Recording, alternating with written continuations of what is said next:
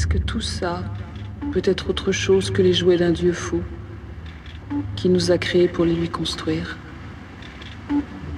Imaginez un homme de Néandertal qui a la vision de cette chose-là dans sa tête. Un flash de ville la nuit, avec ses mouvements et ses lumières. Il ne sait rien de ce qui compose cette chose-là. Il a juste eu une vision poétique, pleine de mouvements et de lumière. Il a vu une mer de lumière. Il ne sait pas faire le tri entre toutes les images qui se posent à l'intérieur de sa tête, comme des oiseaux, aussi rapides et irrattrapables que des oiseaux. Pensées, souvenirs, visions. Pour lui, tout revient au même, une espèce d'hallucination qui lui fait peur. C'est une vision du même ordre qu'a eu William Gibson en écrivant Neuromancer et en inventant le cyberspace. Il a vu une espèce de mer des sargasses, pleine d'algues binaires, et sur cette image, les Néandertaliens que nous sommes ont commencé à greffer leur propre vision, leurs pensées, leurs souvenirs, des misérables bribes d'informations. Mais aucun de nous ne sait ce qu'est une ville.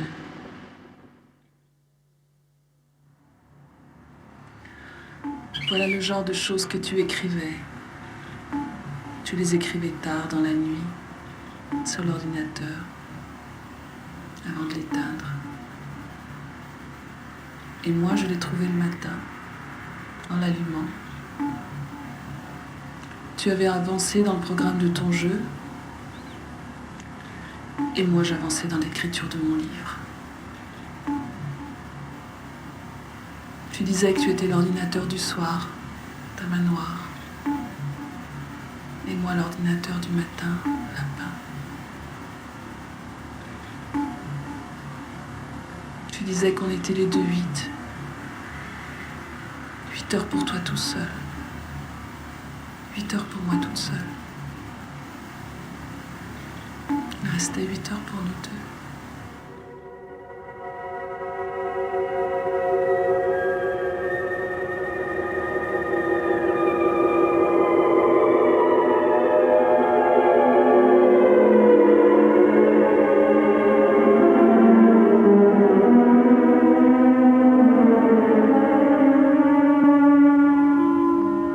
Objet du jeu. Reconstituer la bataille d'Okinawa.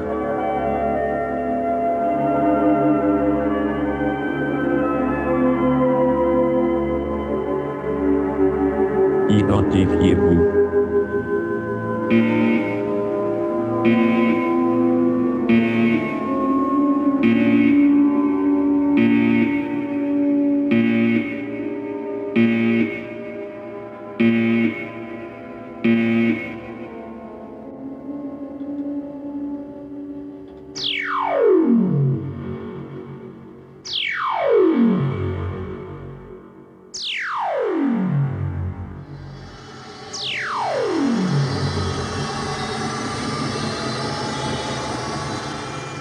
Okinawa, Okinawa, Okinawa. Les Américains, reçant en sens inverse le chemin parcouru par les Japonais, leur arrachaient les derniers remparts de l'Empire du Soleil levant. La conquête d'Okinawa et de Japan. 25 miles from Japan lies the inner fortress island of Okinawa.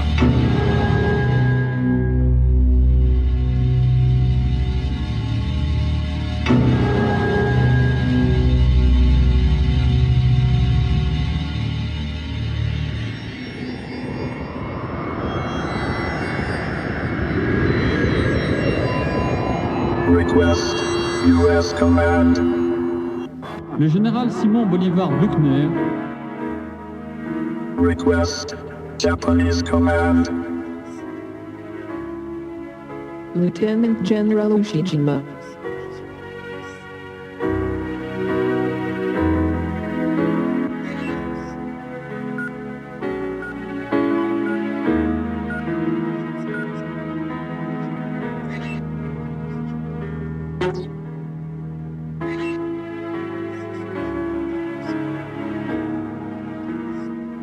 だからはっきり言って沖縄はもう犠牲になった。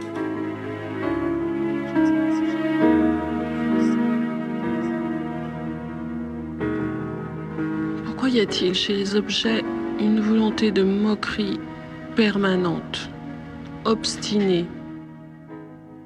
Si on pouvait la transformer en énergie, le monde n'aurait plus besoin de pétrole. Et pourquoi faut-il que le jour où j'invite des amis à goûter ma tarte tatin, ma spécialité, mon triomphe, ce jour-là, toutes les petites cuillères se dématérialisent. Et au moment du café, on peut tourner le sucre qu'avec des fourchettes. La honte. Et pourquoi faut-il qu'un singe, toutes les nuits, vienne me faucher une chaussette, rien qu'une, uniquement pour le plaisir de me voir la chercher frénétiquement le matin et de devoir partir avec 2 chaussettes dépareillées. La honte encore. Et je te parle pas de l'ordinateur. Les bombes à tout bout de champ, l'application inconnue a quitté inopinément le système car une erreur de type 14 est intervenue. Pas une erreur de type 13, ce serait plus joli. Toujours une erreur de type 14. Est-ce que le général Ushijima se faisait ce genre de réflexion quand il voyait le sort de la bataille lui filer entre les doigts?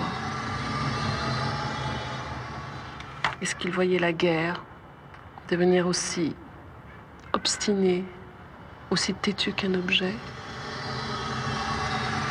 Tant d'études de stratégie, tant de dévotion à l'empereur, et la malignité des choses, lui voler une armée aussi simplement qu'un singe vous vole une chaussette. Je crois que le jeu consisterait à rectifier ces malignités du destin. La 9e division est retenue à Formose. Je crée un sous-programme Formose. J'appelle la 9e division à intervenir. Penses-tu? Access denied. Et si j'insiste, le sous-programme s'efface. Et si j'insiste encore, le système plante. Tout commence bizarrement. Déjà débarquer un 1er avril, ça fait pas très sérieux. C'est un dimanche, comme à Pearl Harbor. Les Américains sont préparés à une bagarre sanglante, comme dans les autres îles. Ils arrivent sur la plage. Pas de réaction, pas de comité de réception. Quand ils arrivent aux fortifications japonaises, elles sont abandonnées, mais intactes. Les bombardements ne leur ont rien fait. Évidemment, ils se posent la question, pourquoi sont-ils partis? Et de son côté, Ushijima, qui observe tout ça des hauteurs de Shuri, attend l'arrivée des avions qui vont clouer sur ces plages les stupides Américains pris au piège. Pas un avion. Des 2 côtés, rien ne se passe comme ça devrait se passer. Je veux mettre un petit peu d'ordre dans tout ça. Réinstaller l'infanterie japonaise à l'abri dans ses casemates. Faire donner l'aviation. C'est plus simple de déplacer des graphiques sur une carte que de faire décoller de vrais avions. Mais non. Request denied. Et je me retrouve comme une idiote avec mes lignes de code qui veulent pas rentrer, mes messages de refus, mes erreurs de type 14... Et moi qui te prends à témoin. Un jour, je donnerai tout ce matériel-là en vrac à Chris pour qu'il essaie d'en tirer quelque chose. Un jeu qui veut pas fonctionner, une foile qui tourne en rond. On verra bien ce qu'il peut en tirer, lui. L'as du montage. C'est là que je suis entré dans l'histoire. J'étais à un moment de ma vie où les images des autres m'intéressaient plus que les miennes, et j'ai pris l'injonction de Laura comme un défi amusant. J'ai commencé par leur voyage à Tokyo. J'aimais cette ville autant qu'eux, mais le thème du jeu me proposait une clé que je n'avais pas utilisée jusque-là, celle de la guerre. J'étais devenu tellement japonais que je participais de l'amnésie générale, comme si cette guerre n'avait jamais eu lieu. New York, Tuesday, 5 p.m. Lahaina, Tuesday, 12 noon. Riyadh, Wednesday, 1 a.m. Melbourne, Wednesday, 9 a.m. Tokyo, Wednesday, 7 a.m. Tokyo Today!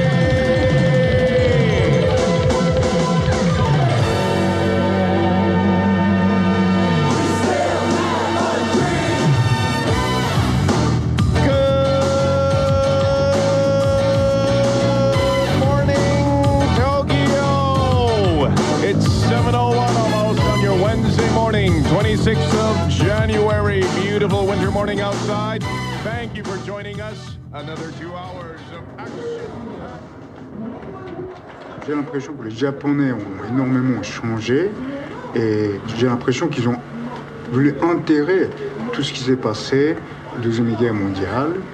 Chez les Japonais, il y a une grande part de conscience à laquelle on évite d'affronter ce problème.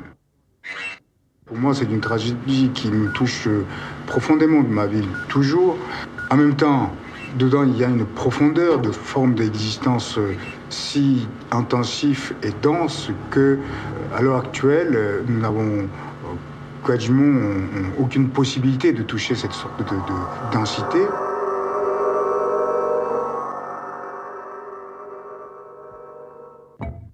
Il y avait une sorte de folie aussi, effectivement, de Deuxième Guerre mondiale. Ce n'est pas la nostalgie. Je n'ai pas, effectivement, envie de vivre cette époque actuellement.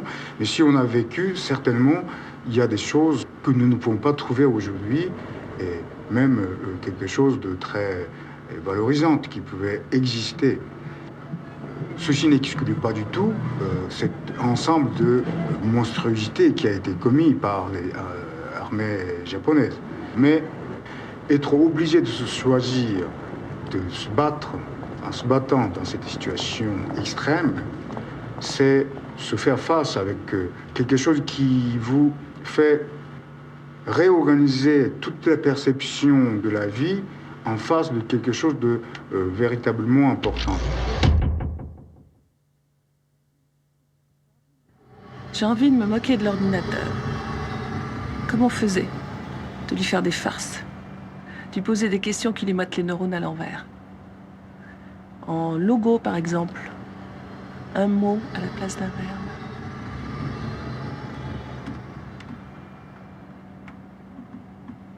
Chien. Et l'ordinateur est tout bête.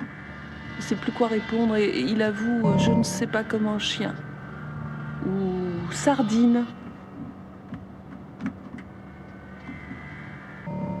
Je ne sais pas comment sardine. Ou chou-fleur. Je ne sais pas comment chou-fleur. C'est très humiliant pour un ordinateur de ne pas savoir comment chou-fleur. Tortue. Je ne sais pas comment tortue. Rhododendron. Pelle à tarte. Tour Eiffel. Soulier. Je ne sais pas comment soulier.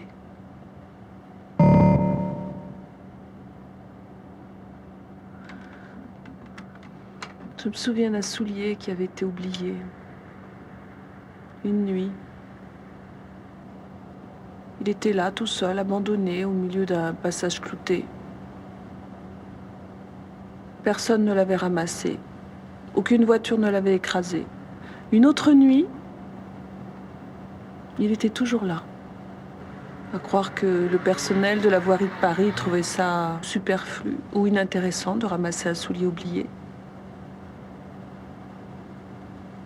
Peut-être qu'une inconnue venait tous les soirs abandonner son soulier au milieu du passage clouté.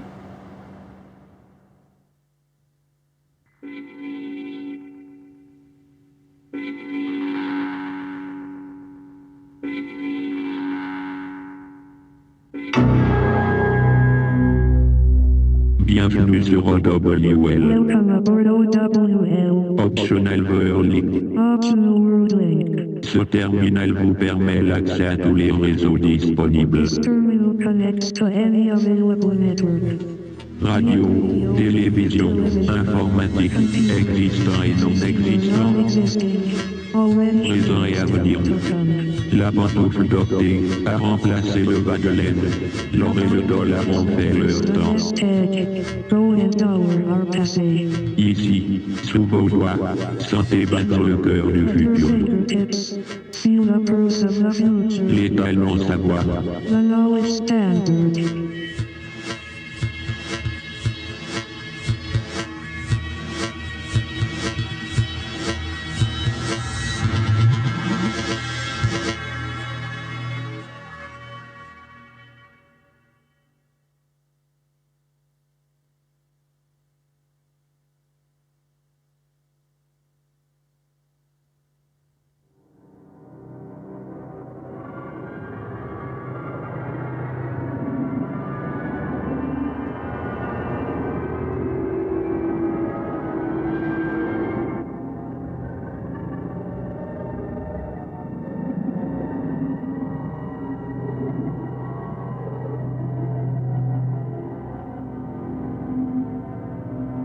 le réseau. C'était la contribution de Vladimir Efimovitch Zagreski, le génie de la bande. Le réseau des réseaux, qui permettait de se brancher gratuitement sur n'importe quelle banque de données de la planète. Au temps préhistorique du Minitel, on utilisait des pseudos. Ici, on pouvait emprunter des masques virtuels. Laura passait beaucoup de temps sur le réseau, à la recherche de témoins et d'informateurs sur Okinawa, bien sûr. Mais comme sur tous les réseaux, on y faisait toutes sortes de rencontres. Il paraît même que les initiés arrivaient à se connecter sur le système nerveux de leurs correspondants. Enfin, c'est ce qu'on disait.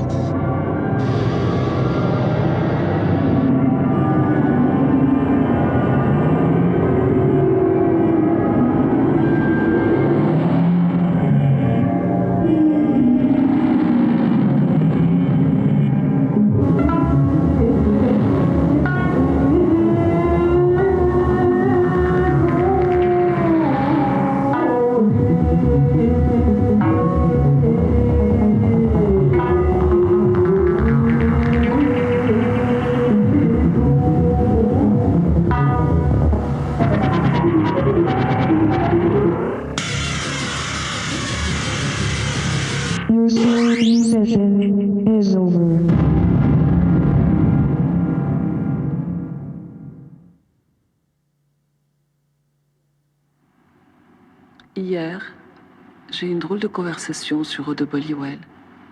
Un type. Bonsoir, Michel. J'ai pris un truc pour m'endormir. Je ne me réveillerai pas. Tu peux pas savoir quelle tranquillité. Mais avant de mourir, je voulais faire un cadeau. Le genre de cadeau que les contemporains apprécient. Un dernier coup de fil avant de disparaître. Je suis quelqu'un de connu, tu sais, de très connu. Demain, il y aura mon nom partout dans tous les journaux. Et il y aura le tien aussi, si tu dis que tu es la dernière personne à qui j'ai parlé avant de disparaître. Voilà, je te fais ce cadeau. Ce sont les derniers mots de... Tu verras demain dans les journaux. Je frime pas, tu sais. Et moi, je lui ai dit, je crois que tu frimes. Parce que la mort, je connais. Je connais très bien. Je connais même par cœur. Et même si tu me disais que tu étais mort, je pourrais parler avec toi. Parce que l'homme que j'aimais est mort et je lui parle tous les soirs. Bonsoir, Michel.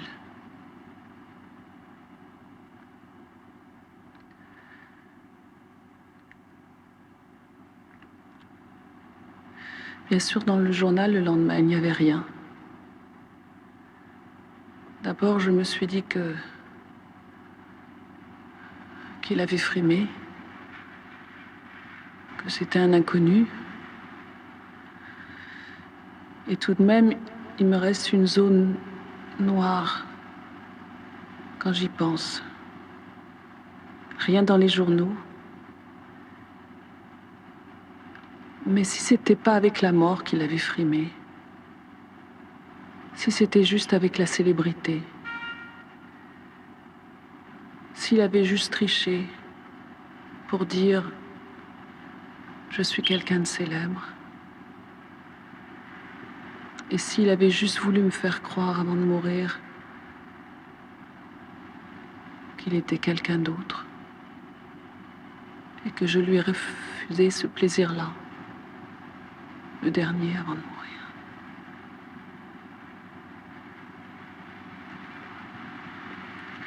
Et je me suis dit aussi que c'était la première fois que je parlais de toi à un inconnu.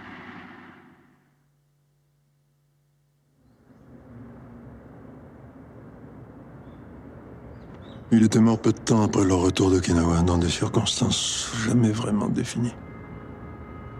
Pour les amateurs de prémonitoires, ces dernières images étaient celles du cimetière des étrangers à Nara. Il disait qu'il s'y voyait bien, entre les tombes délabrées des combattants de toutes les guerres inutiles et celle du Commodore Perry. 92 ans avant MacArthur, le Commodore s'invitait un peu cavalièrement dans ce château de Shuri que les canons de la Deuxième Guerre mondiale allaient réduire en miettes et le Japon basculait dans les temps modernes. À croire que tous les siècles, ce pays a besoin d'un militaire américain pour entrer dans une nouvelle époque. C'est devant la tombe de Perry qu'il lui avait expliqué la phrase de Shima sur Okinawa sacrifié. Le suteishi, un terme du jeu de Go, une pièce qu'on abandonne délibérément pour sauver le reste de la partie.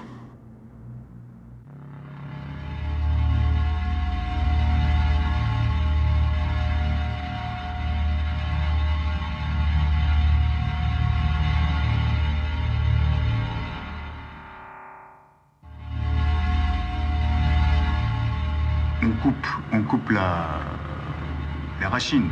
On coupe les racines de la vie. Donc quand on est coupé de la racine de la vie, on est mort. Donc dans ce sens que dans n'importe quelle stratégie technique, on cherche à la fois la sauvegarde de soi et sacrifier notre propre atout. Donc, si on parle d'Okinawa, c'est effectivement par rapport à l'île centrale du Japon, cette sorte de sacrifice qui a été fait.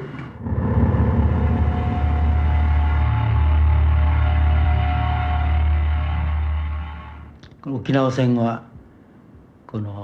日本軍にとっては勝ち目のないもともと敗北を予想しての戦いであったわけです。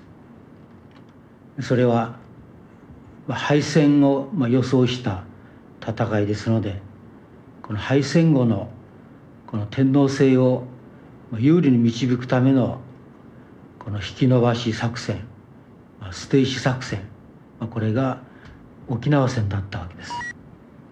でもう一つの点はこの日本軍がこの沖縄戦において住民対策を全く講じなかったという点であります。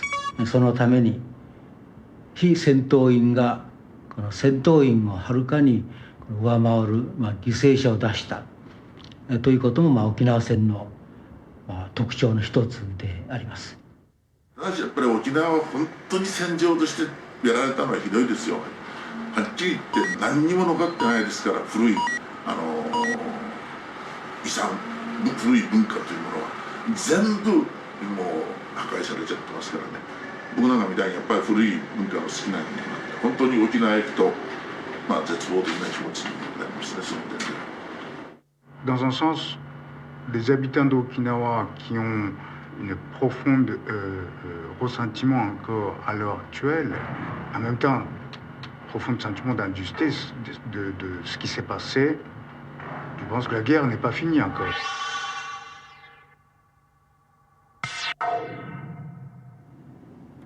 Il m'arrive encore de glisser dans la conversation les niveaux qu'on avait l'habitude d'attribuer aux gens quand ils nous parlaient.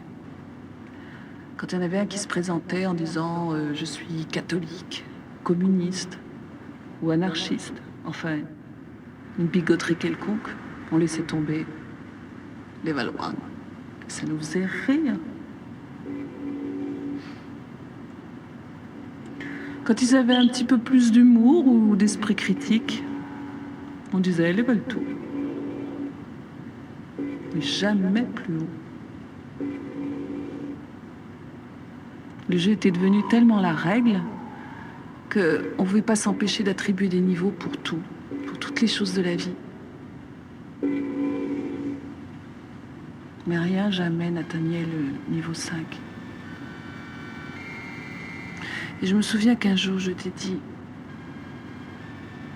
faut-il être mort pour atteindre level 5 ?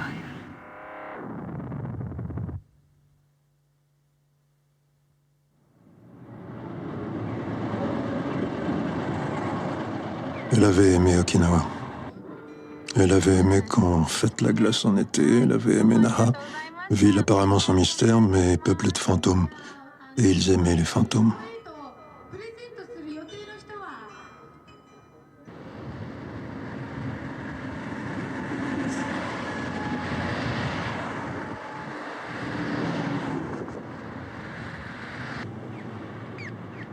Elle avait aimé les figuiers de la jungle dans les maisons, les cris d'oiseaux au carrefour qui se transformaient en mélodies pour faire traverser les aveugles.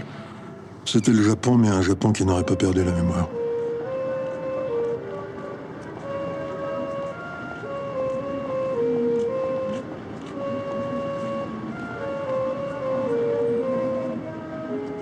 Il y avait aussi des chats, car ils aimaient les chats. Il y avait des tags, des chouettes et du karaté.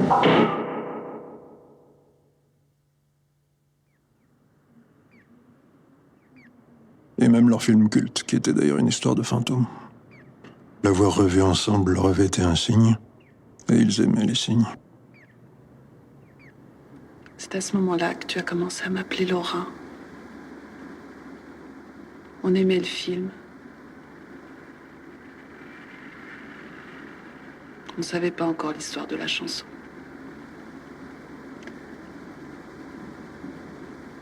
J'étais tellement impressionnée qu'on puisse être amoureux d'une image et qu'ensuite une vraie dame vienne remplacer l'image. Est-ce qu'on peut être aussi belle qu'une image? Est-ce qu'on peut être aussi mémorable qu'une chanson?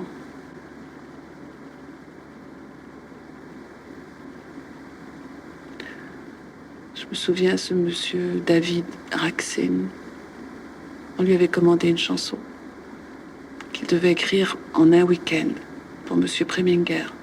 Et on ne fait pas attendre monsieur Preminger. Il avait reçu une lettre de sa femme qu'il n'arrivait pas à déchiffrer. Pas spécialement qu'il était myope, mais il y avait quelque chose de bizarre à l'intérieur de lui qui faisait qu'il n'arrivait pas à déchiffrer les mots. Et puis il avait l'habitude, pour composer, de prendre un papier, de le fixer en face du piano pour concentrer son attention, pour que la musique parte du vide et pas d'une idée. Alors il avait pris la lettre qu'il n'arrivait pas à déchiffrer, il l'a posée sur son piano, et puis les notes ont commencé à venir. Et au fur et à mesure que les notes venaient et que les notes s'égrenaient, il a commencé vraiment à déchiffrer les mots. Et ces mots disaient que sa femme le quittait.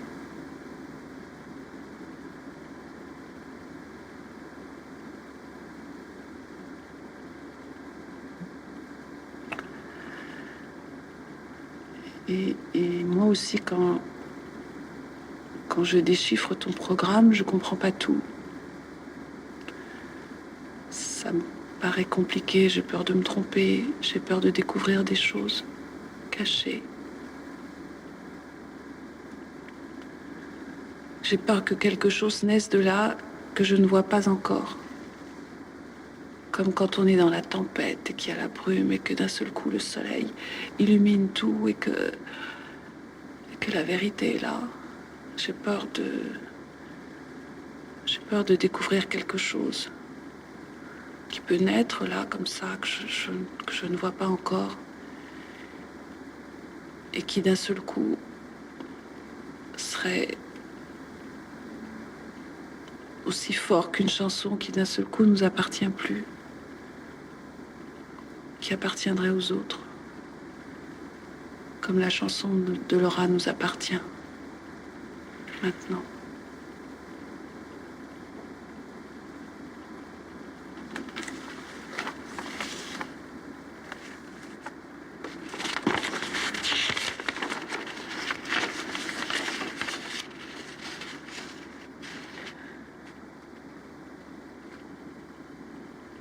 Laura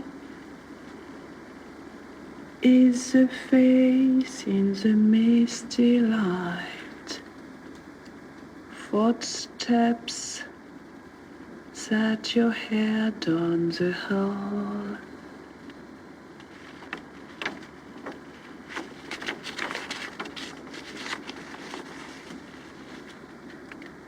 No love in the face, in the misty light.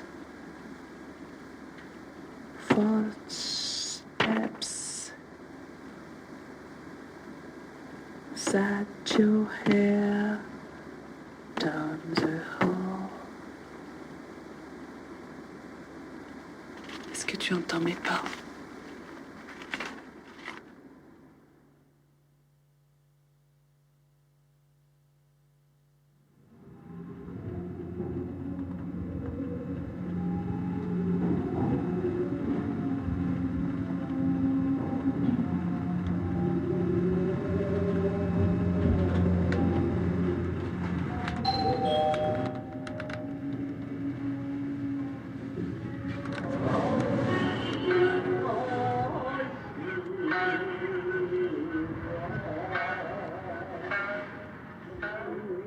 Cet été-là, un grand magasin avait fait venir des danseuses de Kyoto, là-bas, dans la grande île, le vrai Japon. Là où, dès 1944, le commandement avait décidé d'envoyer des milliers d'enfants pour les mettre en sûreté. On n'avait pas demandé l'avis de leurs parents. Depuis 4 siècles, personne ne demandait jamais leur avis aux habitants d'Okinawa. Les enfants avaient été mis sur un bateau. Le bateau avait été coulé. Plus de 1000 morts. Avant même que la bataille ait commencé, Okinawa avait déjà ses morts, mais sans le savoir. Les survivants avaient reçu l'ordre d'envoyer des cartes postales pour dire que tout s'était bien passé, que tout le monde était bien arrivé. 10 ans plus tard, Oshima filmerait les parents qui s'étaient réunis à l'endroit du naufrage pour consoler les âmes, telle est l'expression japonaise, de leurs enfants noyés.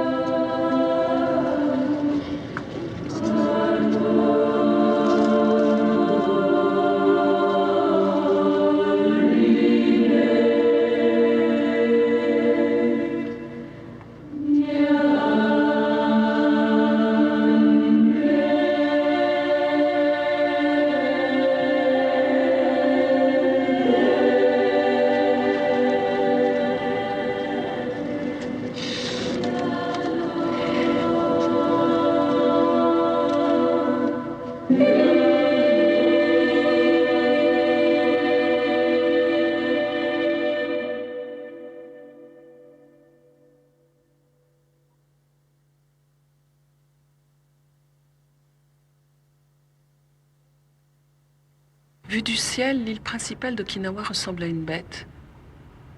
Pas un grand crocodile vert comme Cuba, mais plutôt une bête tapie, prête à bondir et à se déployer, sans qu'on sache exactement sous quelle forme elle va se déployer. Un lézard, un dragon, comme si toute la férocité de l'histoire avait été ramassée là, dans l'île, peuplée de gens si peu féroces qu'on imagine l'histoire furieuse et dépitée d'avoir affaire à eux. Furieuse comme Jules César si on l'avait muté à Bora Bora, ou Napoléon au pôle Sud. Déjà qu'il s'amusait pas trop à Sainte-Hélène. C'est quand même drôle que la première mention du nom d'Okinawa dans l'histoire, on la lui doive. Quand il reçoit la visite d'un capitaine anglais qui avait bourlingué dans les mers du Pacifique et qui lui parlait d'une petite île bizarre où les gens n'avaient pas d'armes, pas de canon, demande l'empereur un peu dégoûté. Pas de canon, pas de pistolet, pas de mousquet, pas d'armes, quoi. Mais avec quoi font-ils la guerre? Ils ne font pas la guerre. Ça ne les intéresse pas. Et Napoléon, outré, a conclu que les gens qui n'aimaient pas la guerre étaient des gens très méprisables.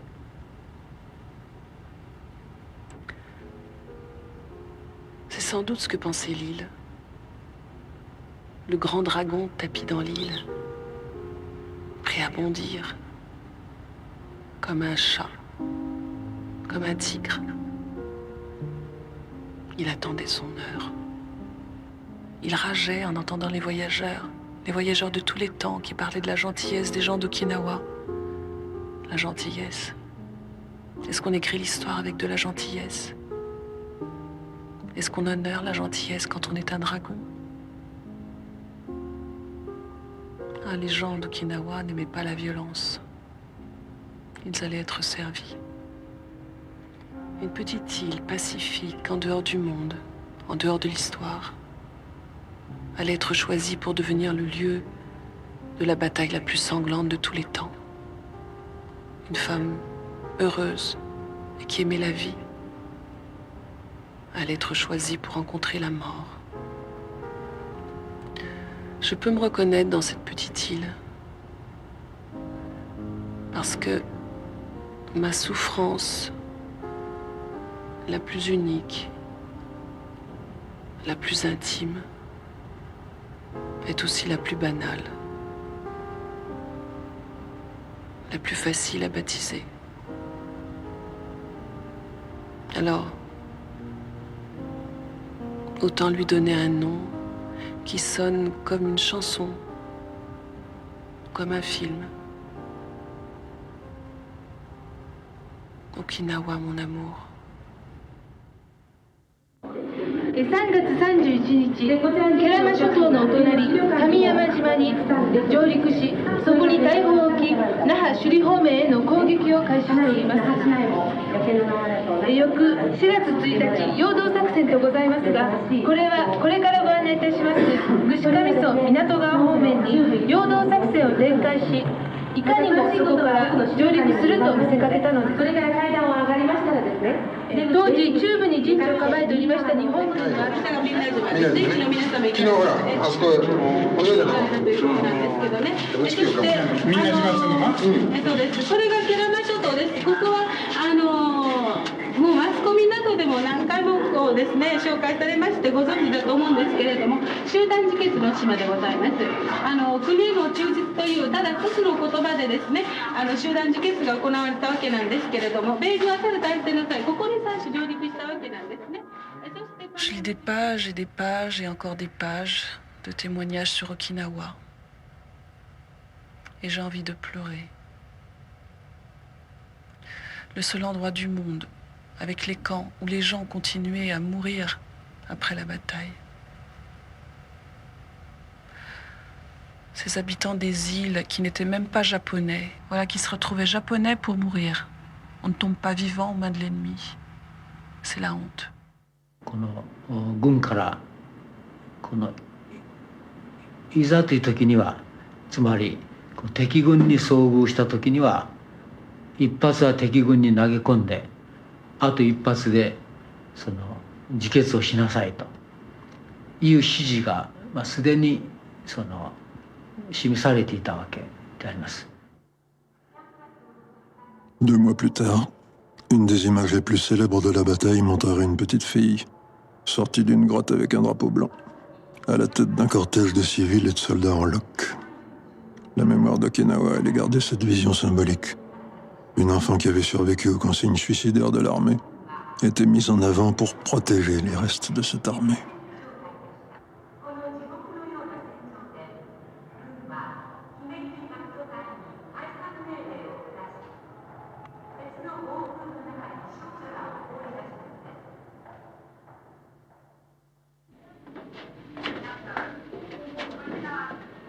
しみるしてるんじゃないの？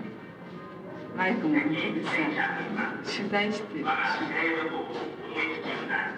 広高もテレビでさ、アメリカのテレビ。Alors comme ils étaient convaincus que la guerre c'était ça, que tout le monde faisait la même chose à tout le monde, et aussi parce qu'ils voulaient se montrer dignes de la race supérieure et du modèle de l'humanité, et aussi parce qu'ils étaient gentils, et aussi parce qu'ils étaient serviables,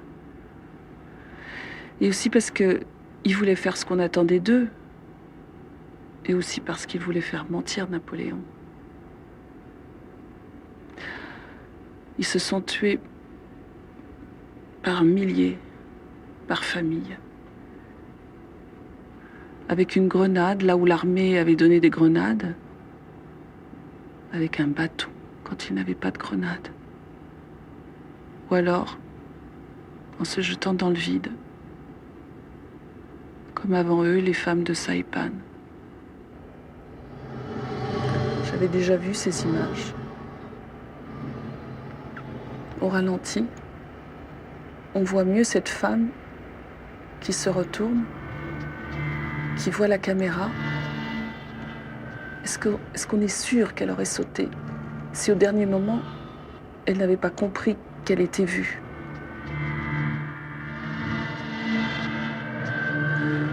J'ai pensé à ce type de Paris 1900 qui essayait un invraisemblable saut avec un espèce de parachute de Batman au premier étage de la Tour Eiffel. Et on voit tellement, enfin moi je le vois, que au dernier moment, il comprend que son truc ne tient pas, qu'il va se tuer. Mais la caméra est là, et il ne veut pas se dégonfler. Alors il saute, et il se tue.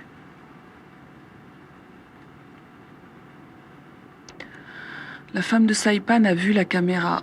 Elle a compris que ces démons étrangers non seulement la traquaient, mais qu'ils étaient capables de montrer à tout le monde qu'elle n'avait pas eu le courage de sauter. Elle a sauté.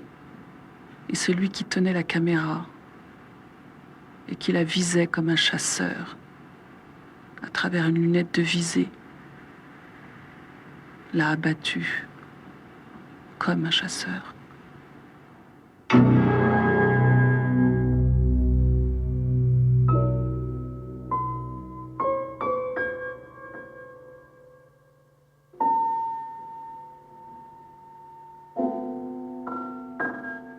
Il y a un tout petit livre qui s'appelle La tragédie d'Okinawa. Il est curieusement imprimé, avec des lettres détachées, comme dans les livres où on apprend à lire. Il est extrêmement mince et les lignes sont séparées par des blancs. C'est d'ailleurs ce qu'on y fait, on y apprend à lire et on y apprend aussi qu'on ne peut pas lire. Qu'il n'y a pas de livre pour faire comprendre comment un enfant de 16 ans tue sa mère parce qu'une caméra invisible le guette et qu'il ne peut pas lui désobéir. Il s'appelait Kinjo, cet enfant. Il vivait aux îles Tokashiki, celles où tu allais quelquefois observer les baleines. Qu'est-ce qu'il pourrait nous dire aujourd'hui, le petit Kinjo? Et qu'est-ce que nous pourrions lui dire?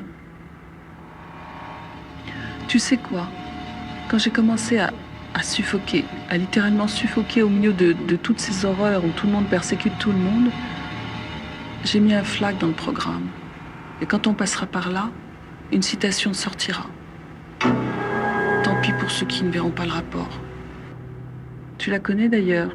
C'est celle que j'avais mis dans le petit keepsake, où je gardais quelques phrases en réserve. Pour les mauvais jours. Prévoyante. C'est la grande admonestation de Rabbi Huna, et je ne suis pas tellement sûre que beaucoup de gens peuvent la comprendre. Celle qui dit « Dieu est toujours du côté de qui est persécuté ». On peut trouver un cas où un juste persécute un juste. Et Dieu est du côté du persécuté. Quand un méchant persécute un juste, Dieu est du côté du persécuté. Quand un méchant persécute un méchant, Dieu est du côté du persécuté. Et même quand un juste persécute un méchant, Dieu est à côté de celui qui est persécuté.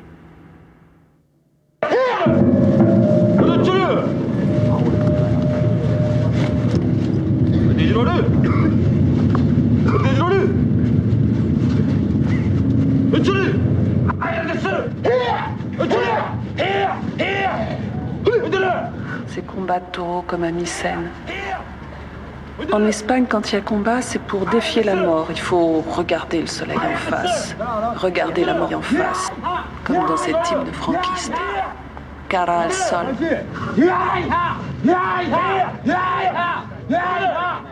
À Okinawa, c'est tout le contraire.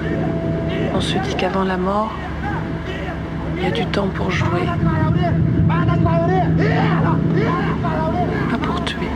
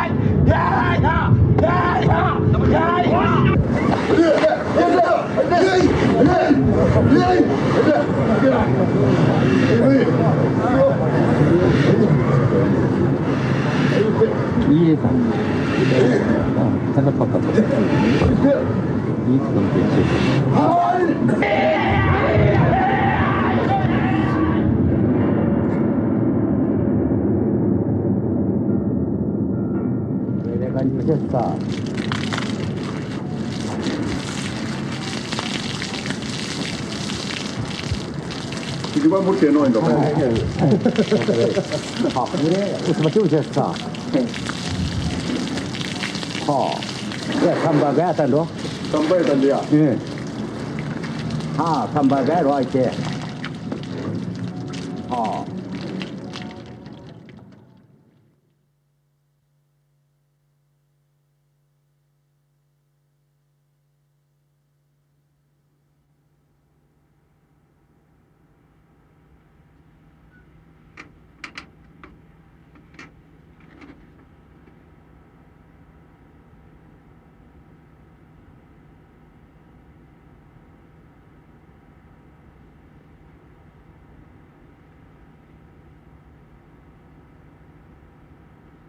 Si un jour un ethnologue du futur voit ces images, il en tirera des conclusions sur les rites funéraires de ces étranges peuplades de la fin du XXe siècle.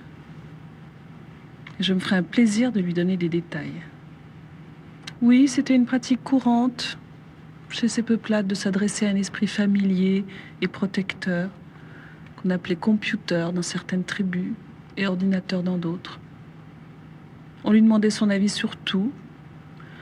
On lui confiait sa mémoire. En fait, on n'avait plus de mémoire. Il était votre mémoire. Ça s'accompagnait de tout un rituel. Il ne sait pas ce qu'il perd, l'ethnologue du futur, à ne pas me suivre le matin, entre le moment où j'allume l'ordinateur et celui où je reviens travailler sur lui.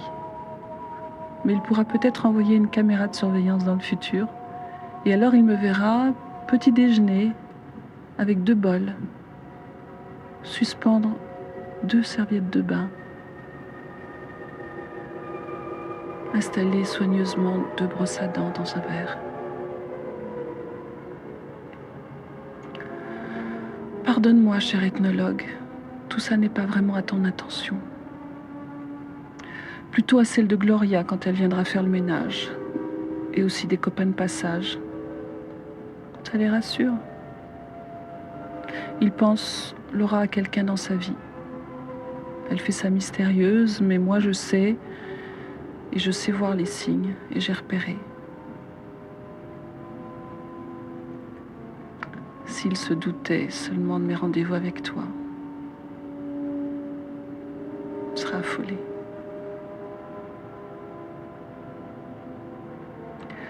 Dans La fille aux yeux d'or, Marsay parle des femmes écrans, celles avec qui on se montre pour que la vraie reste cachée. Moi, j'ai inventé un homme écran, avec mes bols et mes serviettes et mes brosses à dents. Mais c'est lui qui est caché. Et toi, tu es invisible.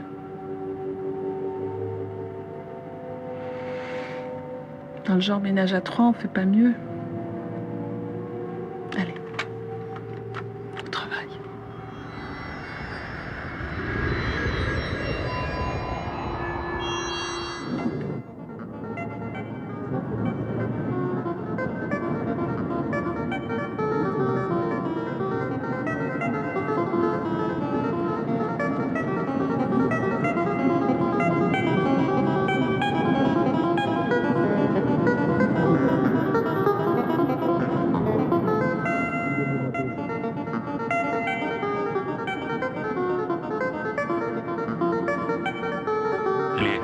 Savoir. Quand on voyait le genre de savoir qui circulait sur le net, on pouvait sourire. Mais c'était quand même ça, leur jeu à eux. Faire circuler l'information de plus en plus loin, de plus en plus vite. En d'autres temps, pour lester la puissance de la monnaie, on avait cherché une matière dense, lourde et rare, qui pourrait en être le gage au fond des coffres. On avait trouvé l'or. Maintenant, l'argent était devenu invisible et volatile, et pour gager la nouvelle puissance, on avait cherché une matière invisible et volatile, et on avait trouvé le savoir. C'était des atomes de savoir qui traversaient nos écrans, c'était des trous noirs de savoir où s'engouffraient les rêves de puissance de ce siècle qui n'en finissaient pas. Quelquefois l'écran se déchirait en grandes formes noires qui nous rappelaient d'autres formes, celles où le siècle avait d'avance fait le brouillon de son suicide, en écrivant dans notre mémoire des images de villes en ruine. C'étaient les ruines de Covétrie et de Berlin, de Dresde et de Stalingrad. C'étaient les ruines d'Okinawa.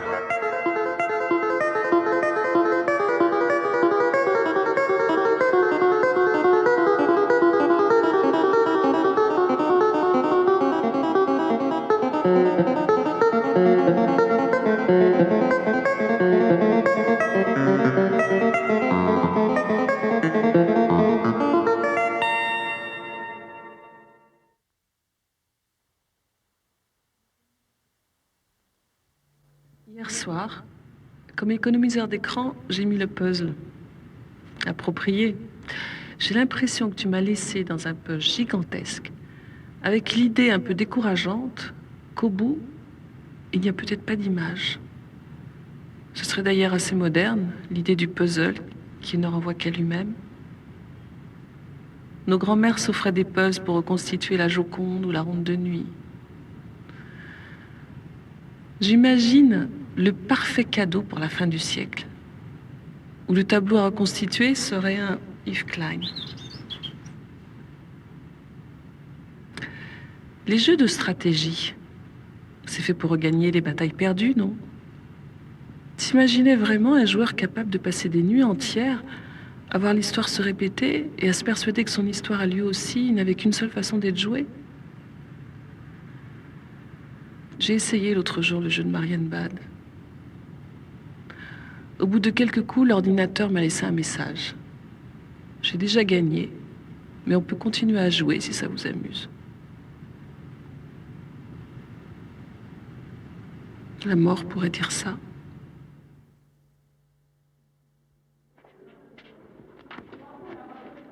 Tout le sud d'Okinawa est une termitière, avec des milliers de grottes et de galeries souterraines que le haut commandement a organisées et fortifiées.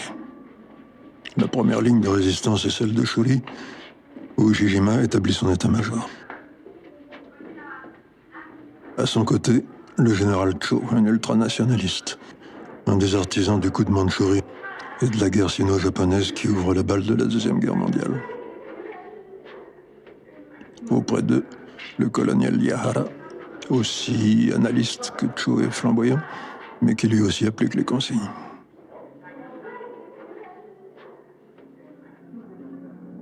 À lire les archives, on voit que tous les trois à cette époque savent à quoi s'en tenir. Leur mission est une mission suicide, la bataille n'a aucune chance d'être gagnée. Ce qui n'empêche ni les communiqués éloquents, ni les tracts annonçant la victoire certaine, ni les punitions féroces contre qui émet le moindre doute. En avril et en mai, Cho lance des contre-attaques apparemment folles, mais puisque la bataille est perdue, l'important n'est-il pas de manifester l'esprit samouraï? Les soldats japonais qui font l'exercice à la baïonnette sur des prisonniers vivants, ceux qui dans les grottes assiégées étouffent des bébés pour que leurs cris n'attirent pas l'attention de l'ennemi, ça sonne moins samouraï. Mais tous ceux qui se suicident à la grenade dans les souterrains de l'amirauté, ceux-là sont dans la pure tradition.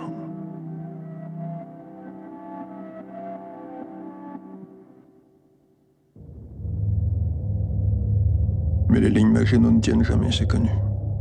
Au dehors, l'offensive américaine progresse. Une autre photo célèbre de la campagne est celle du lion de Tomori, entouré d'un groupe de combattants. Je me suis toujours demandé ce qu'avait pensé le premier GI à s'être retrouvé face à face avec ce bestiau.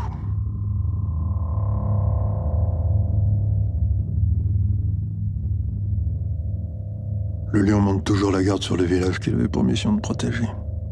Les gens de passage ne manquent pas de déposer dans sa gueule quelques pièces de monnaie, gage de bonheur.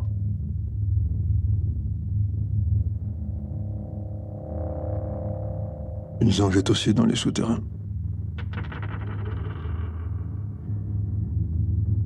De l'une de ces casemates, Yahara écrit dans son journal qu'avant la retraite vers le sud qui va aboutir au désastre final, il a pris le temps, après avoir brûlé tous ses documents, de remettre les meubles en ordre pour laisser une bonne impression.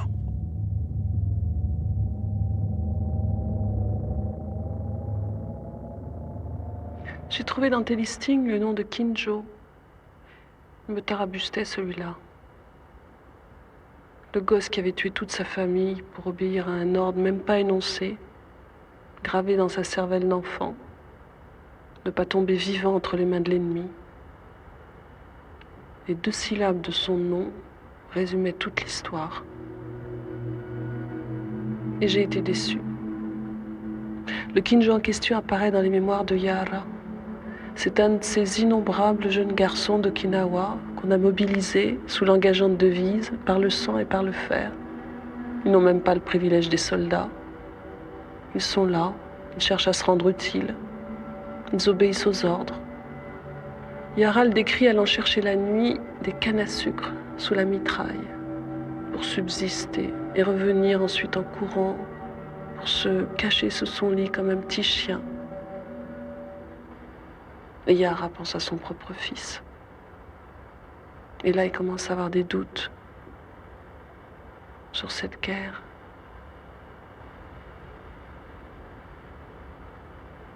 Mais l'autre Kinjo, est-ce que je pourrais le comprendre un jour? Tout ce que je sais, c'est que ça s'est passé aux îles Kerama, là où nous étions ensemble, par une de ces journées glorieuses. On ne peut même pas imaginer qu'elles ont servi de cadre à un massacre. La vue sur l'archipel entier, les îles fractales, posées sur un bleu Klein. Disais-tu, toujours simple.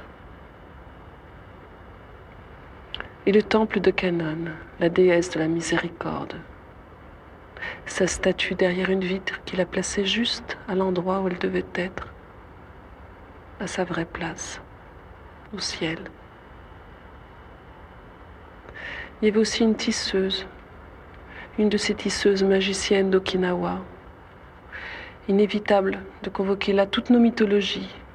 Elle se nouait comme ces brins de fil, les parcs, les nornes, toutes les figures que les hommes ont inventées pour dire que la vie est comme un fil qui se déroule et qui casse. Est-ce qu'elle continue à filer la vie de Kinjo? Et qu'est-ce qu'il penserait Kinjo devant les îles fractales et le Blue Klein et devant la déesse de la miséricorde?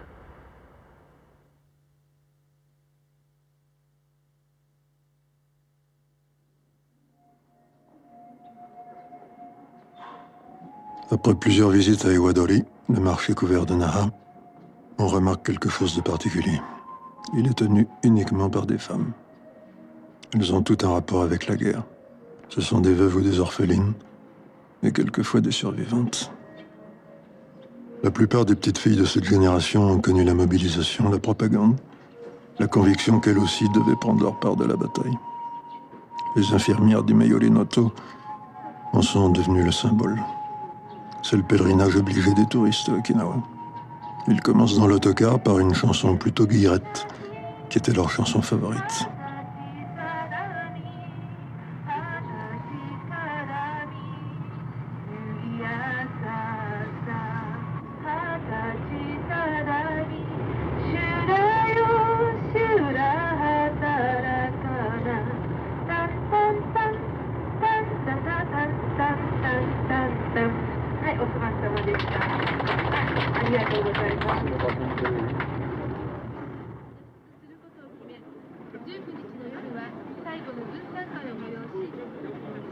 Ensuite, les séances de photos.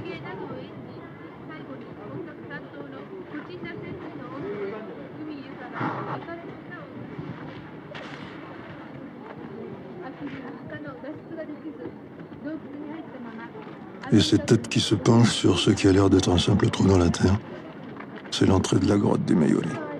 À l'époque, 3e unité de chirurgie, au fond de laquelle sont mortes étouffées 46 jeunes filles lors de l'attaque finale, lorsque l'armée décida de dissoudre le corps des infirmières et les abandonna elles-mêmes entre les deux fronts, avec l'ordre de ne pas se rendre.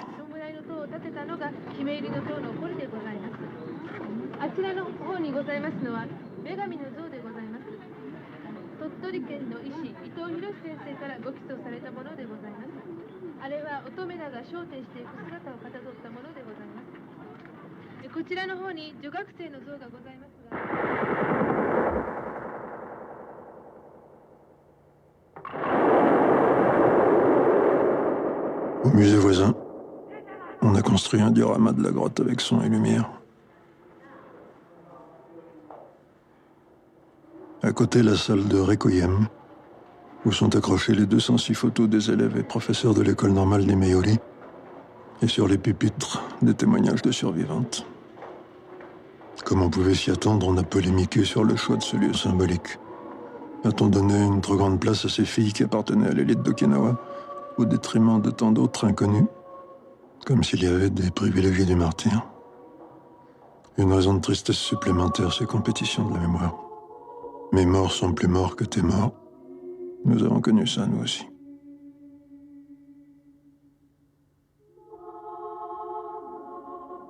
Le jeu n'en avait retenu qu'une chose, les visages. C'était d'ailleurs suffisant.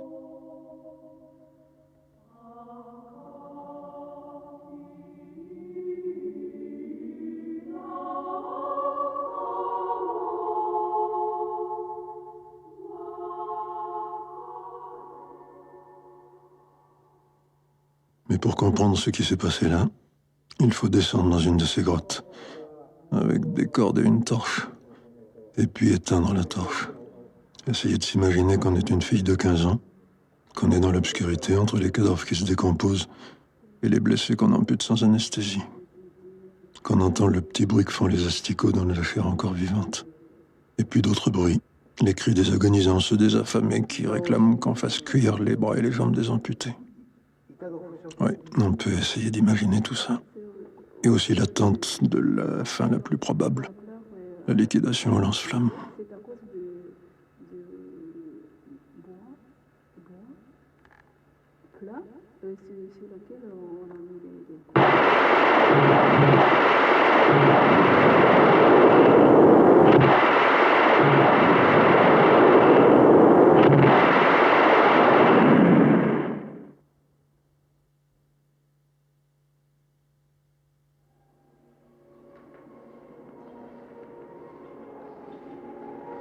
Un jour, les dames du marché des Iwadori seront des marchandes comme les autres.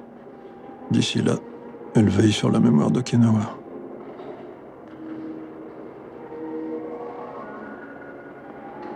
Ce sont des gardiennes de tombeaux.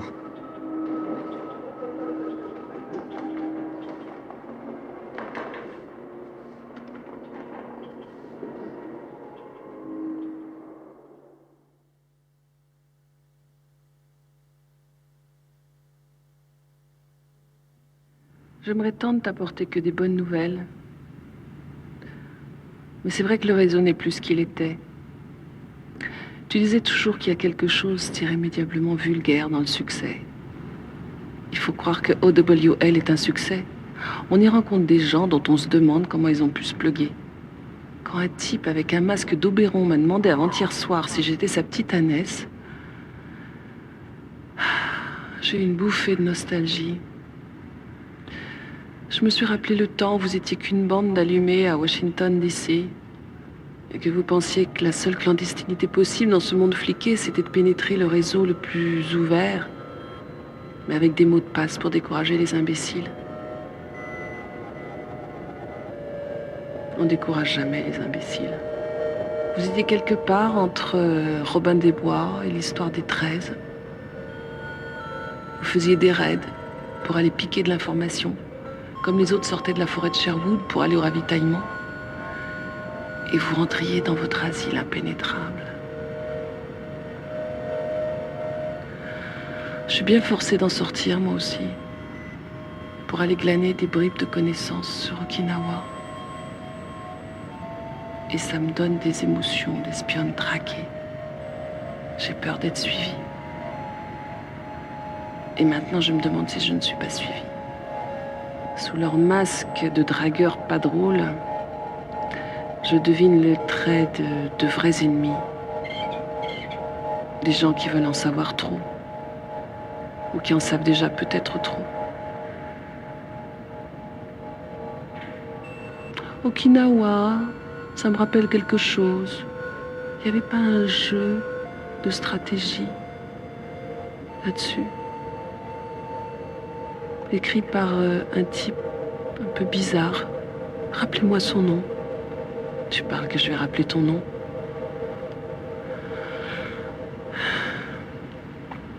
Maintenant, je ne parle plus directement d'Okinawa. Je biaise. La fin de la guerre du Pacifique. La mort d'Ernie Pyle. Comme si Okinawa était devenu un mot dangereux. Un sésame dont je ne sais pas quelle porte il risque d'ouvrir. Mais comment savait-il ça? Pour le jeu? À qui en avais-tu parlé? Est-ce que c'est étouffant tout d'un coup? Toutes ces questions qu'on n'a jamais posées.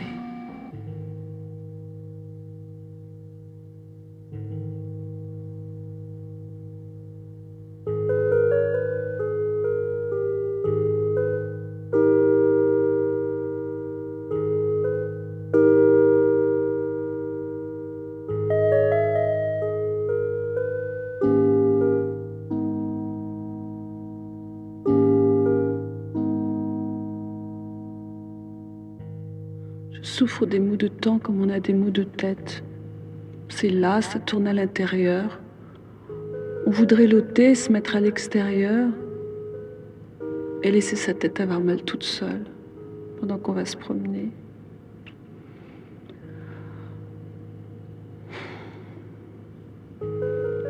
Je voudrais laisser le temps se débrouiller tout seul avec lui-même et moi vivre au présent. Parler au chat.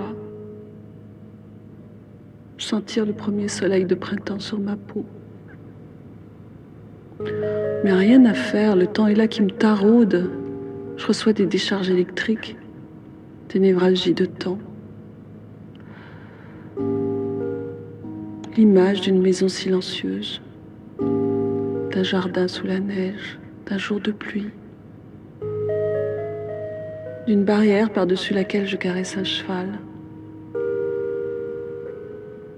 C'est en moi et ce n'est pas à moi, la migraine du temps. Le temps n'est plus qu'une douleur fugace et inutile, sans sentiment, sans nostalgie, une piqûre de temps. La piqûre d'un insecte invisible contre lequel on ne peut rien.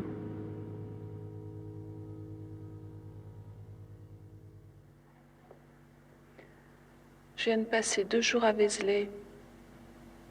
Tout d'un coup, je me suis aperçue que j'avais oublié le détail auquel on peut distinguer le chapiteau authentique de ce viollet-le-duc, ou est-ce l'inverse? J'avais la question, mais à la place de la réponse, il y avait un blanc.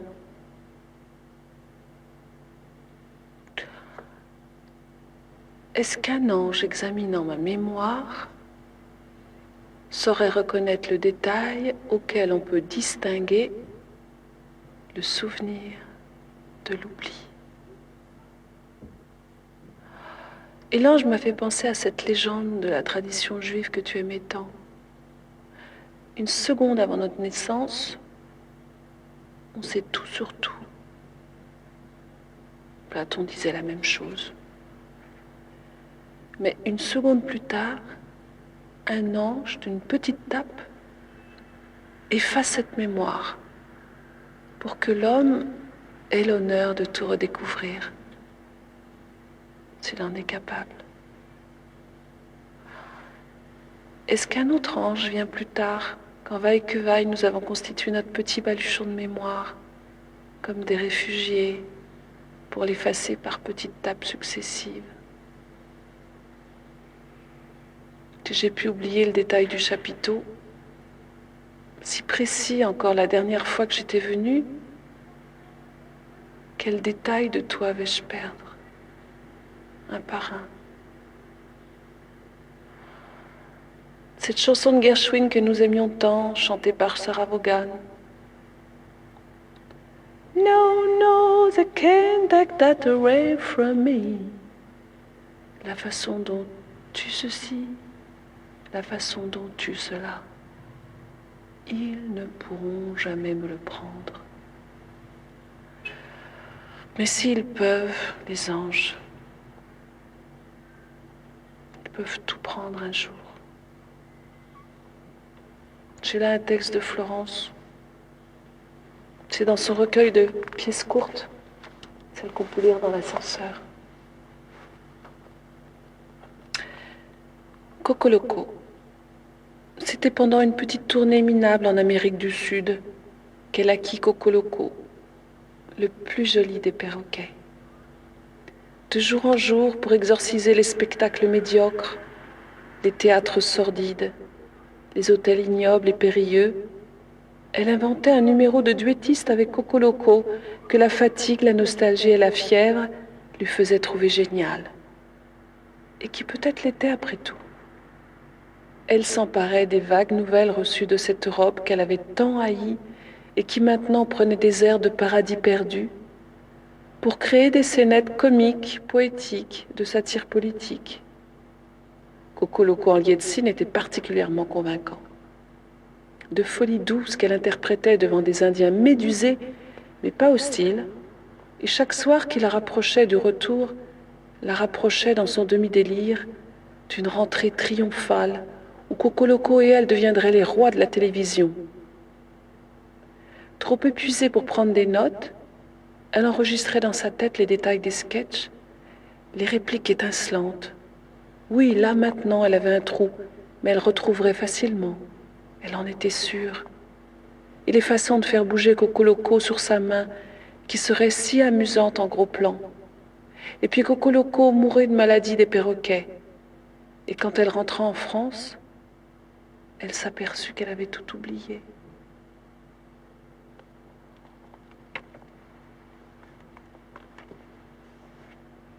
Tu vois, Cocoloco, on aurait pu faire un joli numéro. Nous aussi.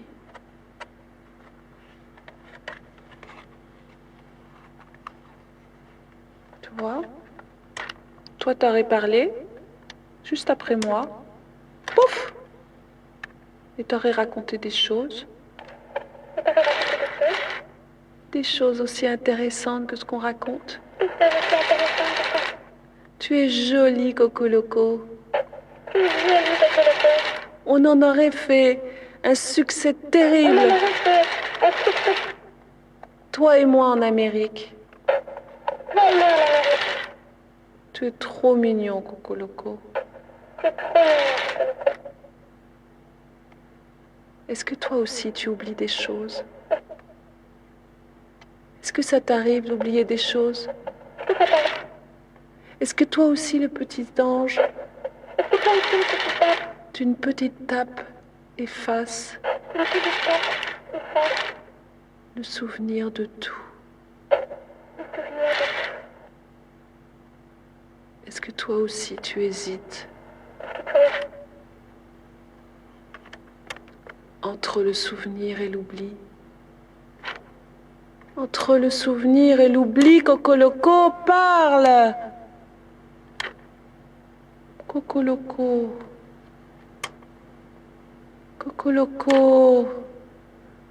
Cocoloco. Toi aussi tu as tout oublié. Cocoloco. Toi aussi tu ne veux plus parler. Cocoloco. Petit ange a tout effacé. Toi aussi. Cocoloco. Tu te souviens juste de ton nom? This man does not even remember his own name. A shell burst in Okinawa wiped out his memory. The experience was unendurable to his conscious mind, which rejected it, and along with it his entire past. Through hypnotic suggestion, the psychiatrist will attempt to evoke them. Going back. We're going back now. Going back to Okinawa. Going back to Okinawa. You can talk. You can talk. You can remember everything. You can remember everything. You're back on Okinawa. Tell me what you see. Tell me. Speak. I'm in the battery area. You're in the battery area. Getting shells thrown at us. You're getting shells thrown at you. From where? Japs. Japs. Japs getting near us to get our position. Japs getting near you to get your position. Go on. One of the boys got hurt. One of the boys got hurt. Taken away. I was running over to my gun position. Yes, go on. You remember it now. Tell me. It's all right now, but you can tell me. You can tell me. Explosion? Yes. You remember the explosion now. All right, go on. They're carrying me. They're carrying you. Put me in a stretcher. Yes? Yes? Go on. They're still throwing shells. Yes? Can you hear them? Yes. You see them? No. All right. Where are they taking you now? In a truck. Mm-hmm. Why are you fearful now? I want no more of it. You don't want any more. You want to forget it. But you're going to remember it because it's gone now. It's gone. You're back here now. You're away from Okinawa. You've forgotten it. But you remember who you are now. Who are you? That's right. Ce film n'a pas été montré pendant 35 ans. Vision de la guerre démoralisante, dit la censure militaire. La vision moralisante, c'était celle de John Wayne dans Les Sables d'Iwo Jima, montré en pleine guerre, lui, avec quelquefois des retombées. Quand le héros en personne vint le présenter en tenue de cow-boy, dans un hôpital de l'armée, il dut s'enfuir sous les huées. Un épisode, entre autres, de cette guerre des images qui un jour finirait par se confondre avec la guerre elle-même, et qui a commencé là, à Iwo Jima, justement, avec cette scène légendaire.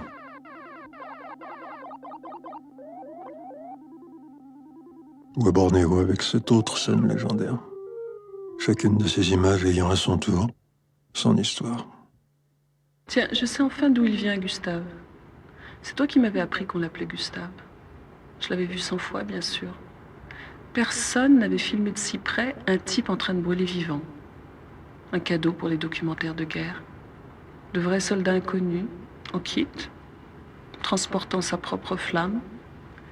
Du coup, on l'avait baladé sur presque tous les théâtres d'opération, comme les artistes en tournée, dans son numéro unique au monde, Gustave aux Philippines, Gustave à Okinawa. Je l'ai même vu dans un film sur le Vietnam. 20 ans après, elle brûlait encore. À force de visionner des bandes d'actualité, je l'ai vu naître, Gustave, filmé à Bornéo par des Australiens. Le plus intéressant, c'est qu'à la fin du plan d'origine, on voit qu'il n'est pas encore mort. Il se relève. Probablement pas très frais, mais on peut penser qu'il a encore une petite chance de s'en tirer, comme la petite napalmée de Saïgon. Cette fin de plan a été coupée dans tous les documentaires. Quand on est destiné à devenir un symbole, on ne va pas s'en tirer comme ça. Il témoigne contre la guerre. Vous n'allez pas affaiblir son témoignage en chipotant sur quelques images. La vérité, quelle vérité? La vérité, c'est que la plupart ne se sont pas relevés à la fin. Alors qu'est-ce qu'il aurait besoin de se faire remarquer, celui-là? La morale de l'image? Et le napalm, c'est moral? Ou alors vous êtes pour le napalm? Il faut choisir son camp, camarade. Le soldat Ira Aves avait choisi son camp. C'était un Marine comme tous les Marines, courageux, discipliné. Quand on lui a demandé avec 5 autres copains de refaire la photo, en posant, il n'a pas discuté. C'était pour la bonne cause. Ceux qui avaient vraiment planté le drapeau en pleine bataille n'étaient plus là. On en a pris 6 autres au hasard. C'était pourtant pas grand-chose. Une toute petite mise en scène. On en verrait bien d'autres. Et vraiment, la photo authentique était trop moche. Ace ne s'en est jamais remis. Il n'avait rien à se reprocher. Il s'était battu aussi bravement que les autres. Mais on lui avait demandé un mensonge. Et c'était un cœur simple. Il ne pouvait pas vivre avec le mensonge. Pas question de dire la vérité, l'honneur du corps était en jeu. Alors il a sombré dans l'alcool. Et il est mort dans la misère. La photo est devenue une des icônes de notre temps. On l'utilisait même encore à Sarajevo en 1994. Mais c'était plus du tout pour la gloire du Marine Corps.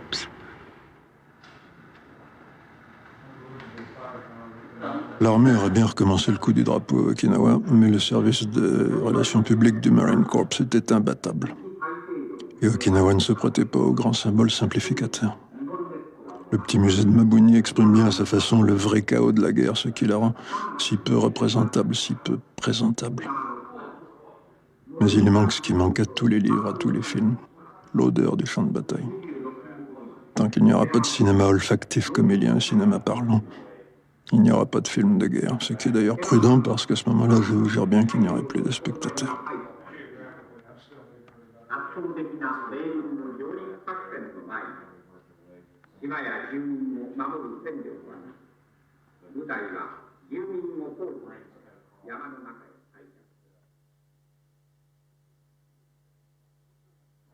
まあ一つはやはり恐怖の記憶だし、それからやはり自分がそういう戦争をしている日本というものに本当に縛られていたという気がしますね。だから僕は特に僕は映画の仕事をしてますから、日本の戦争映画ってのは本当に全部ダメだと思うんですね。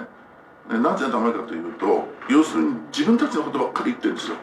自分たちは戦争でこんなに苦労したね、こんなに頑張ってたかったのに、こんなに頑張って苦労したのにというね、全然相手のことを書かないわけですね。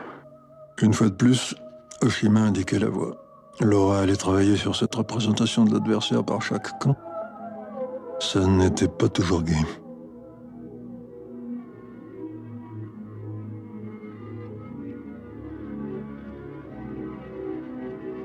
The only good Jap is a dead Jap. The only good Jap is a dead Jap. The war has yet long to go against these monkey men. They're trying to pull us down to their own monkey level. Now you know what animals the Japanese are.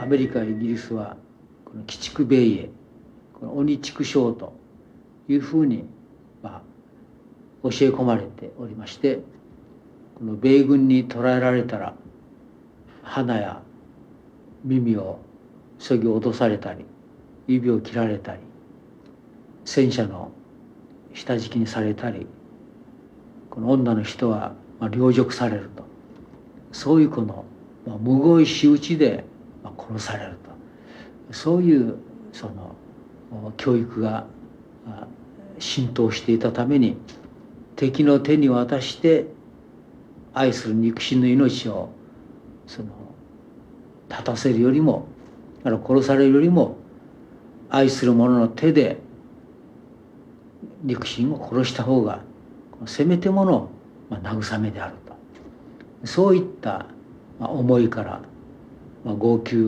をしながら母親の命を絶ったと。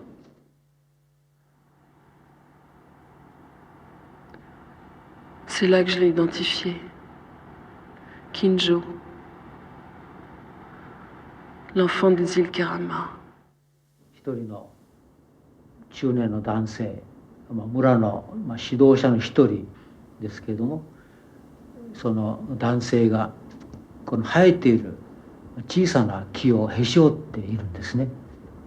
でこのおじさんはこれ何をするんだろうかなと視線をそこに集中しておりましたら、この棒切れが彼の手に握られるややそれは凶器へと変えられ、彼は強靭と化して持っているこの木の小さな木片で自分の愛する妻子をこのめった打ちに殴り殺し始めたわけであります。それは大変衝撃的な場面でしたけれども、しかし自分たちもこういうことをしなくちゃいかんなということで、この以心伝心と申しますか、で他の者たちも愛する者の命を絶っていったわけです。それはまず幼い者、弱い者、老人、つまり自分では死にきれない愛する者たちの命を絶っていくわけです。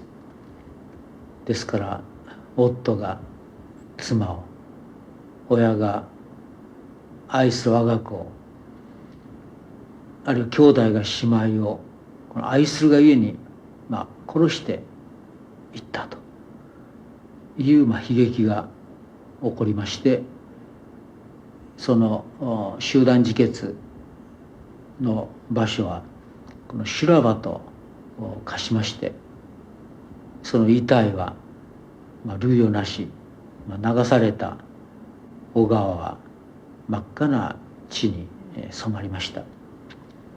私の家族に関しましては2つ年上の兄と私が自分たちを産んでくれたこの母に最初に手をかけた時の私は生まれて初めて19歳の年齢でこの悲痛のあまりこの号泣しました。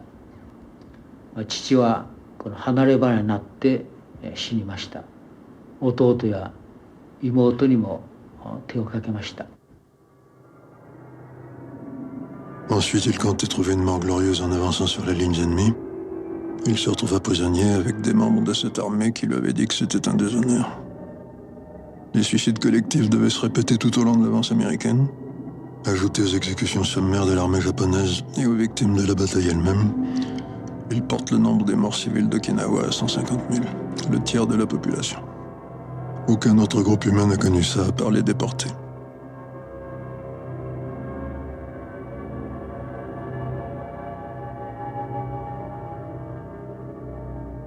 Un Européen survivant à des choses pareilles aurait peut-être cherché un recours dans le bouddhisme. Kinjo-san l'a trouvé dans le christianisme. Il s'est fait pasteur. Il offre aux autres le poids de sa propre mémoire pour les aider à déchiffrer la leur. Il se bat pour que le Japon reconnaisse ses crimes de guerre, pour que les suicides collectifs ne soient pas passés sous silence dans les manuels scolaires ou présentés comme des crises de folie spontanées. Il réclame ce dont les nations et les hommes sont le plus incapables. Regarder leur mémoire en face et demander pardon.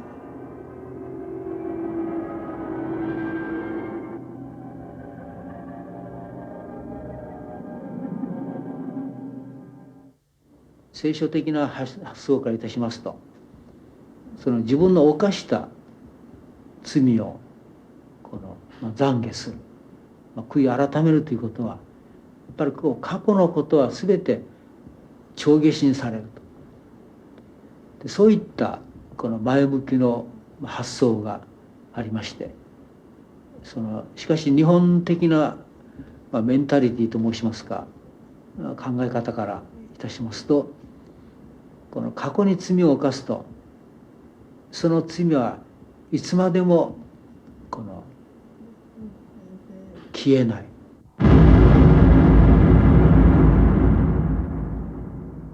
そして従来間違った教育の結果、人間の命を粗末にするようなそういう過去の誤った思想信仰に対して人間の命の尊さを述べ伝えるということが自分の使命であると、そういう一つのモチベーションからやはりキリスト教の伝道者としての歩み始めるわけであります。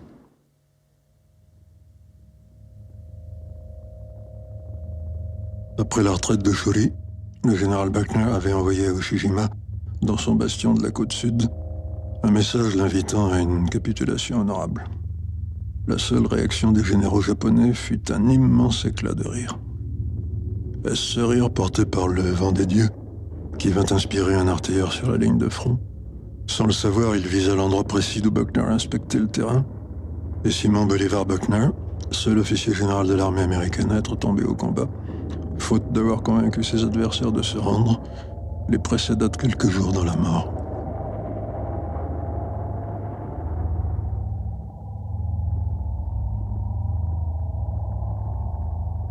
On dit qu'Ushijima prononça une prière à la mémoire de Buckner, après quoi lui et Cho se préparèrent pour la scène finale, la seule qu'ils pouvaient concevoir.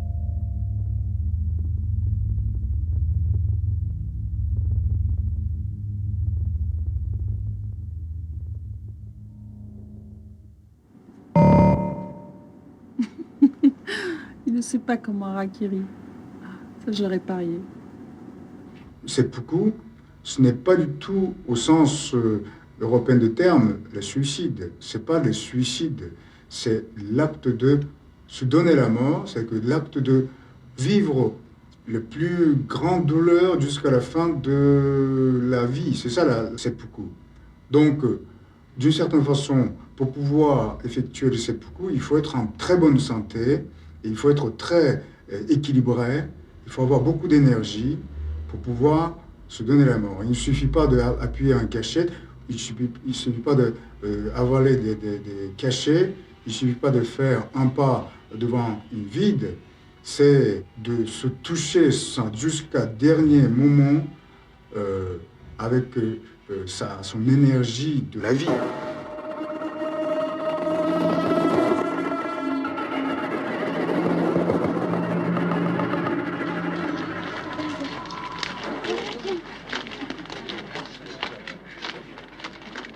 Comment faut-il interpréter la piété qui accompagne les tombes de Mabuni Hill? Difficile de croire que ces gens paisibles, ces jeunes filles nées 30 ans plus tard, sont tous des nostalgiques de l'Empire. Faut-il penser que le sacrifice efface tout?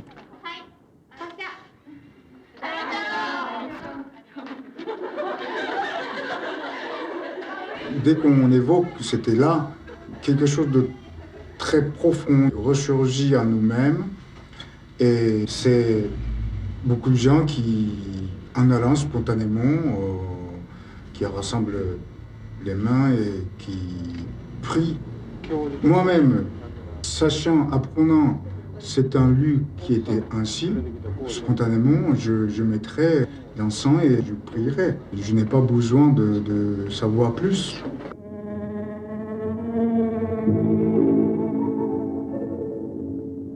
On se demande ce qu'un général japonais ultranationaliste peut bien avoir dans la tête quand il est sur le point d'offrir sa vie à l'empereur. Grâce aux mémoires de Yahara, on le sait. La dernière chose que Cho lui a dite, c'est... Tu te souviens de ce beau film français que nous avons vu ensemble à Saigon en 1941 ? Ce film s'appelait Le Danube bleu. On y voyait des tziganes de cinéma. Et la musique qu'entendait Cho au moment de s'ouvrir le ventre en contemplant cet horizon pour la dernière fois, c'était Les yeux noirs.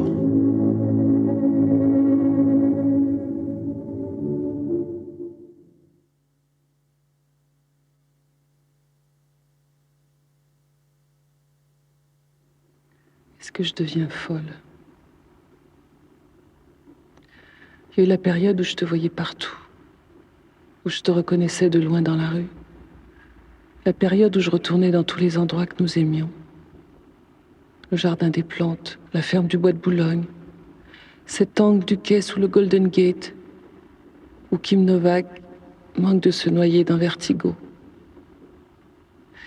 Je voyais quelqu'un de dos, il regardait les perroquets. Il était attablé, entouré de chèvres. Il était accoudé à la balustrade. C'était toi. Je m'approchais. Quelqu'un se retournait qui n'était pas toi. Je comprenais pas comment il avait pu si vite prendre ta place. J'avais dû être distraite un moment. Un tout petit moment. Et là, ça a recommencé sur le réseau. Quelqu'un m'appelle. Je comprends que c'est toi à des petits signes de reconnaissance. À un mot qui n'a de sens que pour toi et pour moi. Je l'interroge un peu. Il se dérobe. Ça a plus l'air d'être toi. Et puis encore un signe. Est-ce que tu joues? Ou est-ce que tu te moques de moi?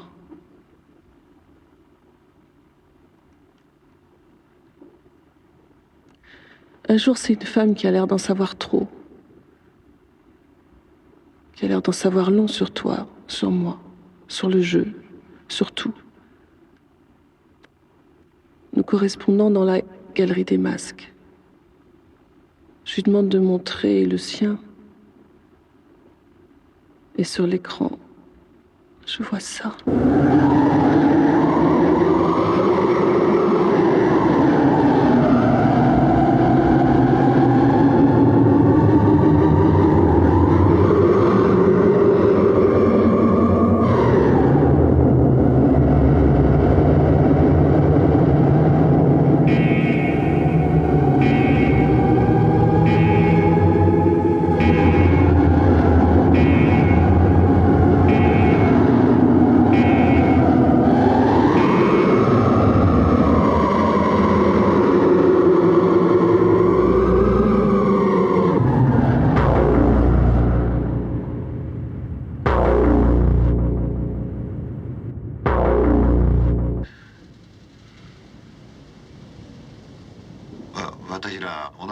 La fin de la bataille, on peut la lire dans les hauts fonds d'Okinawa, où Oshima, toujours lui, fidèle arpenteur de la mémoire, a filmé les cimetières sous-marins. Avec Okinawa, les Japonais jouent leur Suteishi, leur pièce sacrifiée. L'idée est qu'on fera payer si cher aux Américains la prise du dernier archipel qu'ils reculeront devant le carnage d'un débarquement sur l'île principale et qu'une négociation de paix sera possible. La réalité, c'est un argument décisif pour les partisans de la bombe atomique. Sans la résistance d'Okinawa, il n'y aurait pas eu Hiroshima, et toute l'histoire du siècle aurait été différente. Ce qui veut dire que jusque dans leurs détails, nos vies ont été façonnées par ce qui s'est passé là, sur cette petite île, entre le moment où Kinjo a tué ses parents et celui où le général Oshijima s'est donné la mort.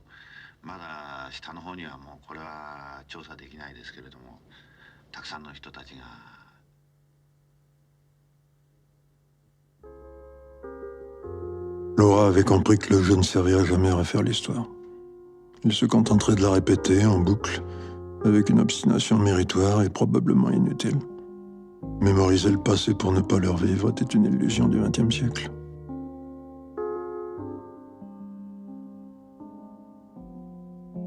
Elle en parlait maintenant avec détachement, comme si elle avait atteint une limite. Au-delà, le jeu ne l'appartenait plus, ni l'histoire.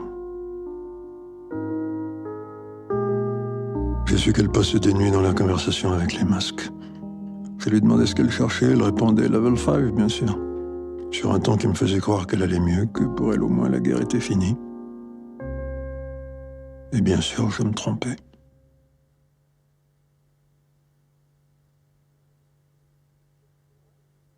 Hier soir, dialogue amusant avec un masque. Je l'avais écouté parce que c'était un masque de chouette Arfang. Et déjà, connaître l'existence des chouettes Arfang de nos jours, C'est une preuve de culture. Très vite décevant, comme d'habitude. Quand il a essayé de me donner rendez-vous, je l'ai cloué. Je lui ai dit, songe un peu à tout le temps que nous avons économisé en 5 minutes. 6 mois de passion, 2 ans de jalousie, 4 ans de trahison et de tromperie, 8 ans de malentendus,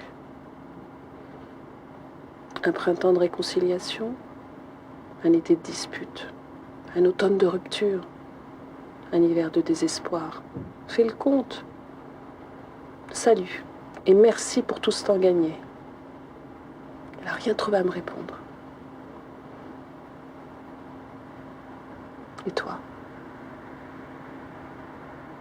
Est-ce que je dois te dire merci?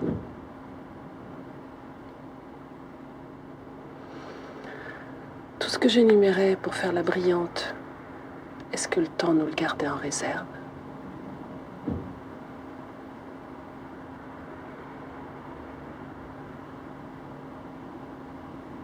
Est-ce que je me vois dans 10 ans séparée de toi, apprenant dans le journal ta mort, en ressentant une impression de déjà-vu,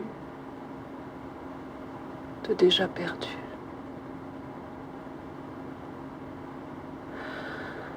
L'écho très lointain de quelque chose que je ne connais pas. Ton absence aujourd'hui que bien sûr je n'aurais jamais connue. Mais que quelque chose en moi pourrait nommer.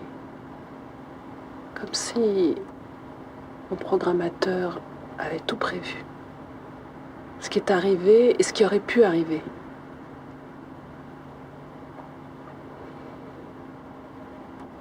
Ce vide agaçant quand on cherche un mot qui nous échappe.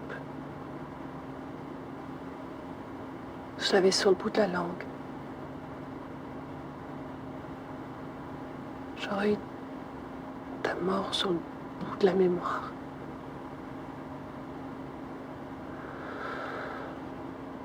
J'aurais pensé, il y a eu un temps où...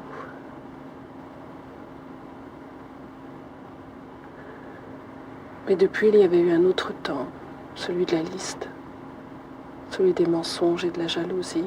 Et ce temps-là aurait ressorti notre temps. Il aurait assourdi l'écho de notre propre vie. Et tout se serait passé comme à travers un mur. Ça aurait été à peine audible. Comme les sauveteurs qui cherchent à travers des murs effondrés et qui arrivent toujours trop tard.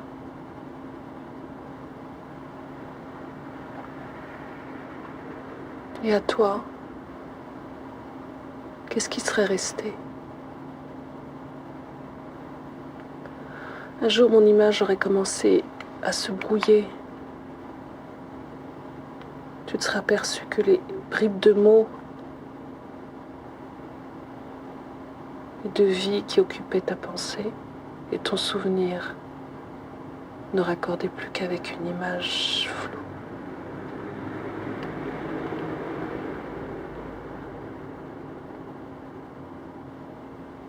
Toi, est-ce que je dois te dire merci?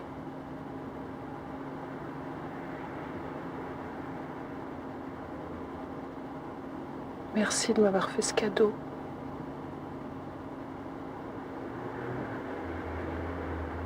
Une vie dans laquelle rien de médiocre n'a eu le temps de se glisser, ni le mensonge, ni la cruauté. Une vie trop brève pour que même les petits démons du quotidien, qui cherchent toujours à se mêler de la vie des autres, n'aient pas le temps d'arriver. Ce serait heurter à une porte close.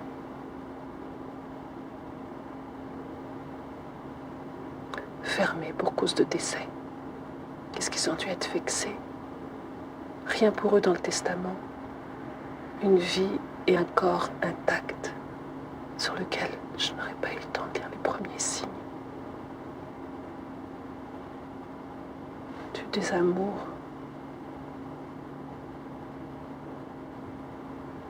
de l'abandon, du renoncement.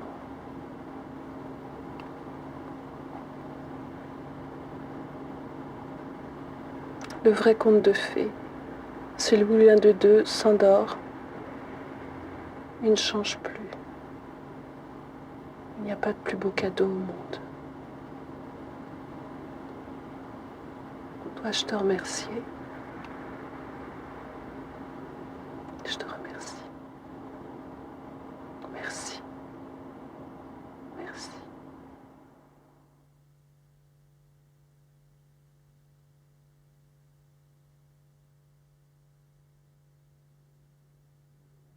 Je n'ai jamais revu Laura. Quand je suis retourné à l'atelier, tout semblait normal, les machines étaient allumées, on aurait dit qu'elle venait de quitter la pièce. Un économiseur d'écran, le chat fidèle, faisait sa tournée. Le programme était resté ouvert sur la page courrier d'OWL. Machinalement, j'ai tapé son nom sur le clavier.